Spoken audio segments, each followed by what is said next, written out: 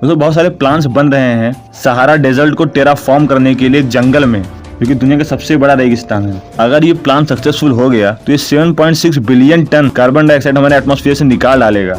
Idea ये है कि यहाँ पे क्रॉप्स और ट्रीज को बैठाना है और फिर डिसैलिनेटेड वाटर को कोस्ट से सहारा में इरिगेट करने के लिए लाना है। पानी के फास्ट इवेपोरेशन को रोकने के लिए बहुत सारी पाइप अंडरग्राउंड बिछाई जाएंगी जो कि कंटिन्यूअली इनके रूट्स में पानी डालती रहेंगी। यहाँ पे ऐसे पेड़ को लगाने की जरूरत है जो कि सूखे से सूखे कंडीशन में सर्वाइव कर जाए, जैसे यूकेलिप्टस। डेजर्ट को फॉरेस्ट बनाने में यहाँ पे लगभग 8 डिग्री तक टेम्परेचर कम हो जाएगा। बाय द वे ये बहुत ज्यादा महंगा होने वाला है, $317 ट्रिलियन और $2 ट्रिलियन हर साल। यानी ये बहुत ही ज्यादा धीरे धीरे करने वाला प्रोसेस है।